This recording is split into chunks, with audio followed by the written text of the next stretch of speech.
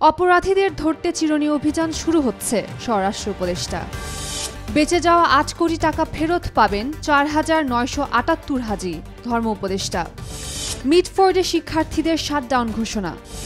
একাদশে ভর্তিতে যুক্ত হচ্ছে জুলাই গণ অভ্যুত্থান কোটা। হাসিনা সহ ১৬ জনের বিরুদ্ধে ট্রাইব্যুনালে গুমের অভিযোগ বিএনপির। সশস্ত্র বাহিনীর ম্যাজিস্ট্রেসি ক্ষমতা বাড়ল আরও ২ মাস। ইসরায়েলি হামলায় ১১০ ফিলিস্তিনি নিহত, থমকে গেছে যুদ্ধবিরতি আলোচনা। পাকিস্তানে ভারী বৃষ্টিপাত ও বন্যায় মৃতের সংখ্যা ছাড়ালো ১০০। বিশ্বের সর্ববৃহৎ মুসলিম জনসংখ্যার দেশ হতে চলেছে ভারত। এশিয়ান হকিতে বাংলাদেশের নারীরা তৃতীয়। চিহ্নিত অপরাধী ও সন্ত্রাসীদের ধরতে যে কোনো মুহূর্তে চিরুনি অভিযান পরিচালনা করা হবে। খুন, চুরি, ডাকাতি, চাঁদাবাজি, ছিনতাই, সন্ত্রাস, অপহরণ, নারী নির্যাতন, মব সহিংসতা, মাদক চোরাচালান সহ সব ধরনের অপরাধমূলক কর্মকাণ্ডের বিরুদ্ধে আইনশৃঙ্খলা বাহিনী নিয়মিত অভিযান পরিচালনা করছে বলে জানিয়েছেন স্বরাষ্ট্র উপদেষ্টা অবসরপ্রাপ্ত লেফটেন্যান্ট জেনারেল মোহাম্মদ জাহাঙ্গীর আলম চৌধুরী। রোববার দুপুরে স্বরাষ্ট্র মন্ত্রণালয়ের সম্মেলন কক্ষে আইনশৃঙ্খলা সংক্রান্ত উপদেষ্টা পরিষদ কমিটির ১১তম সভা শেষে সাংবাদিকদের একথা বলেন তিনি।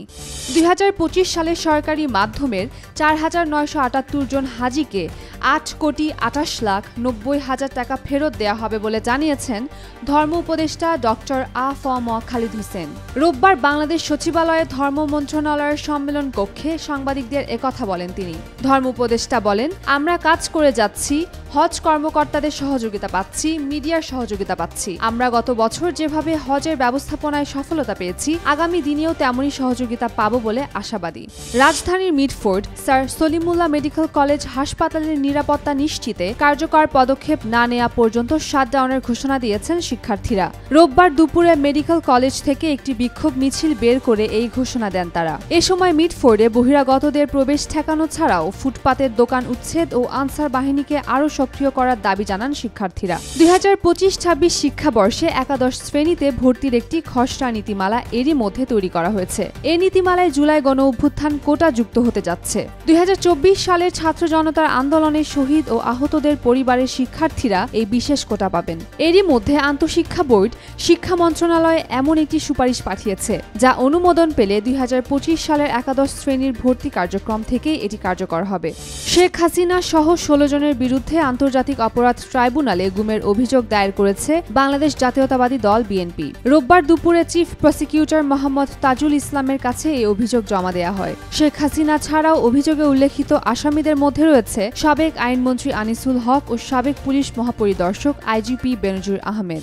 আগামী ১৪ জুলাই থেকে আরও ৬০ দিন পর্যন্ত বাংলাদেশ সশস্ত্র বাহিনীতে কর্মরত সেনাবাহিনীর ক্যাপ্টেন ও তার উপরের বা সমপদ মর্যাদার কমিশনড কর্মকর্তাদের বিশেষ নির্বাহী ম্যাজিস্ট্রেসি ক্ষমতা আরও ২ মাস বাড়ানো হয়েছে। রোববার এ আদেশ জারি করে এক প্রজ্ঞাপন জারি করে জনপ্রশাসন মন্ত্রণালয়। ইসরায়েলি বাহিনীর হামলায় গাজা জুড়ে অন্তত ১১০ জন ফিলিস্তিনি নিহত হয়েছেন বলে চিকিৎসা সূত্রে জানা গেছে।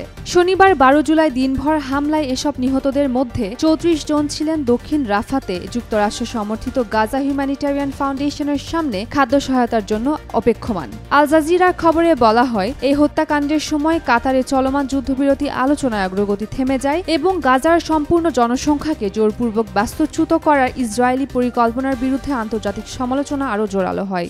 পাকিস্তানে চলমান মৌসুমী বৃষ্টি ও আকস্মিক বন্যায় মৃতের সংখ্যা বেড়ে দাঁড়িয়েছে ১০৪ জনে। গত ২৪ ঘণ্টায় আরও ৬ জনের মৃত্যু হয়েছে বলে জানিয়েছে দেশটির জাতীয় দুর্যোগ ব্যবস্থাপনা কর্তৃপক্ষ। বিশ্বব্যাপী মুসলিম জনসংখ্যা উল্লেখযোগ্য হারে বৃদ্ধি পাচ্ছে, যার প্রেক্ষাপটে আগামী কয়েক দশকের মধ্যেই ভারত মুসলিম সংখ্যাগরিষ্ঠ দেশের তালিকায় শীর্ষস্থানে পৌঁছবে, এমনটাই জানিয়েছে যুক্তরাষ্ট্র ভিত্তিক গবেষণা সংস্থা পিউ রিসার্চ সেন্টার। সাম্প্রতিক এক প্রতিবেদনে তারা জানায়, ২০৫০ সালের মধ্যে ভারত ইন্দোনেশিয়াকে পেছনে ফেলে বিশ্বের সবচেয়ে বেশি মুসলিম জনসংখ্যার দেশ হয়ে উঠবে। অনূর্ধ্ব ১৮ এশিয়া কাপ হকিতে বাংলাদেশের বালক বালিকা ২ দল খেলছে। বালিকা দল প্রথমবারের মতো অনূর্ধ্ব ১৮ আন্তর্জাতিক পর্যায়ে খেলে দুর্দান্ত পারফরম্যান্স করেছে। কাজাখস্তানকে ৬-২ গোলে হারিয়ে অর্জন করেছে তৃতীয় স্থান।